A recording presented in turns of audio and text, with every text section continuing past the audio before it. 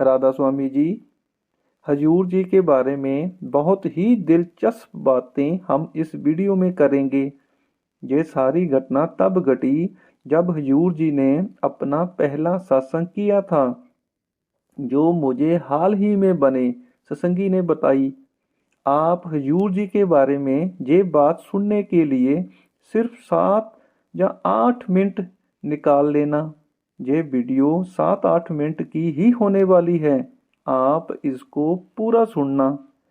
जिस सत्संगी ने मुझे हजूर जी के बारे में बताया, वह पहले सत्संगी नहीं था। वह तो डेरे से बहुत नफरत करता था। उसने तो डेरे के विरोध में 3-4 बुक्स जो छपी हैं उसको भी पढ़ रखा था। और वह दारू का भी खूब सेवन करता था। लेकिन फिर गुरु भी कहाँ अपने शिष्य को छोड़ता है। वह भी किसी न किसी तरह से उसको अपने पास बुला ही लेता है। संगत जी, इस वीडियो को देखते देखते आप इस चैनल को सब्सक्राइब जरूर कर दें और वीडियो को लाइक भी कर दें। उस सत्संगी ने बताया, मैं पेशे से ड्राइवर हूँ। मेरी वाइफ तो सत्संगी है, लेकिन मैं तो डेरे से बहुत नफरत करता था। जब भी मेरी वाइफ जहाँ पर सेवा करने के लिए आती, तो मैं तो उसको बोलता ही रहता था कि डेरे वाले आपसे सेवा के नाम पर फ्री में काम करवाते हैं। मजदूरों की तरह आपसे काम करवाया जाता है। मेरी तो कभी कभी उनसे लड़ाई भी हो जाती। इतनी नफरत करता था मैं डेरे से। फिर मैंने उनसे सवाल किया, अब आपने डेरे में, सत्संग में और सेवा में कैसे आना शुरू कर दिया? फिर उन्होंने बताया कि यह तो सारी हजूर जी की करामात है। ये तो हजूर जी की ही दया है, जिसकी वजह से आप मुझे यहाँ पर देख रहे हो।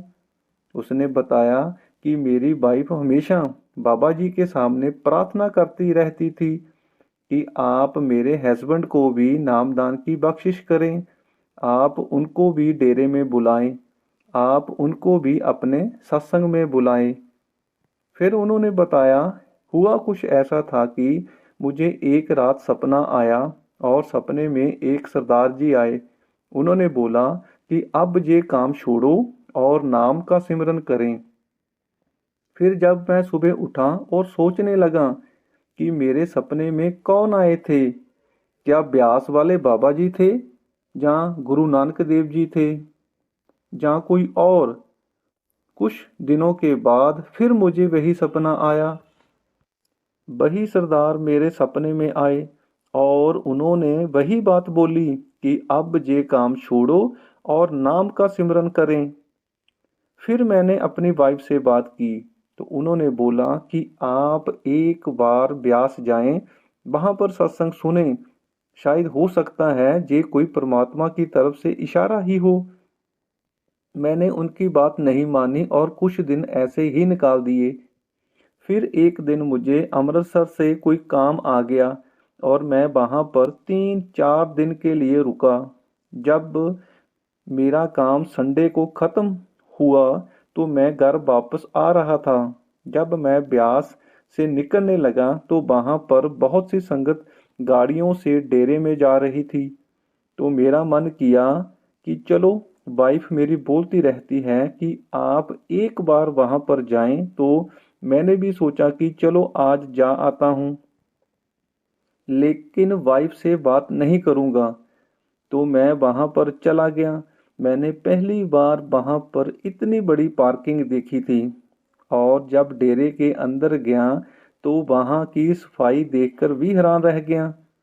फिर मुझे यहाँ पता ना चले कि मुझे यहाँ करना क्या है। कुछ सेवादार संगत को सत्संग सुनने के लिए शेड में भेज रहे थे, तो मैं भी उस शेड में चला गया। मैं भी सत्संग सुनने के लिए बैठ गया। फिर जब बाबा जी स्टेज पर आए, उनके साथ हजूर जी भी थे।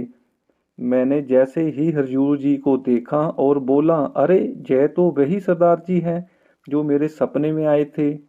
मैं कभी सपने के बारे में सोचूं और कभी हजूर जी की तरफ देखता रहूं। और मुझे पूरा कन्फर्म हो गया कि ये तो वही सरदार जी हैं जो मेरे सपने में आए थे। फिर मेरा मन भर आया। उसके बाद मैंने पूरा सत्संग ध्यान से सुना। सत्संग में भी नाम और सिमरन की ही बात की जा रही थी। सत्संग में मैंने एक बात देखी कि जहाँ पर किसी की निंदा चुगली नहीं की जा रही थी, केवल एक ही परमात्मा की बात हो रही थी। मैंने तो बुक्स में कुछ और ही पढ़ा था। वह सब बातें झूठी निकली। फिर मुझे कुछ वहाँ से सत्संगियों से पता चला कि यह तो हजूर जी का पहला सत्संग था और आपने पहले सत्संग में ही मुझे बुला लिया। फिर मेरा मन किया कि मैं यहाँ पर 2-3 दिन और रुकूंगा। मुझे फिर ना पता चले कि अब मैं जहाँ सारा दिन क्या करूं। मेरी वाइफ जहाँ पर मास्टर जी की सेवा पर आया करती थी, तो मैं भी उस दफ्तर का पता किया और वहाँ पर चला गया। फिर वहाँ पर ही मैंने सेवा की और 2-3 दिन वहाँ पर ही रुका। मैंने घर पर फोन कर कर किसी को ये बात नहीं बताई थी कि मैं डेरा ब्यास में 2-3 दिन रुकूंगा। मैंने तो यही बताया था कि मैं अमृतसर में 2-3 दिन और रुकने वाला हूँ। मैं जितने दिन ब्यास में रुका सिर्फ एक ही प्रार्थना करता रहा कि हजूर जी अब मुझे गलत रास्ते पर ना जाने देना। फिर जब मैं घर आया और सारी बात अपनी वाइफ से साझा की तो वह रोने लगी और बाबा जी से कहने लगी, शुक्र है बाबा जी आपने मेरी प्रार्थना सुन ली। उस सत्संगी ने लास्ट में ये भी बताया कि मैंने जितनी भी बातें सोशल मीडिया पर और उस बुक्स में पढ़ी वह सभी की सभी झूठी निकली। यह मुझे तब पता चला जब मैं डेरे में आना शुरू किया। पहले तो मैं उसी को सच मान रहा था। संगत जी, ये सारी बात सुनने के बाद ये पता चलता है कि गुरु अपने शिष्य को ढूंढ ही लेता है। संगत जी, अगर आपको ये वीडियो अच्छी लगी तो आप इसको लाइक ज़रूर कर दें और चैनल को सब्सक्राइब भी कर दें। राधा स्वामी जी।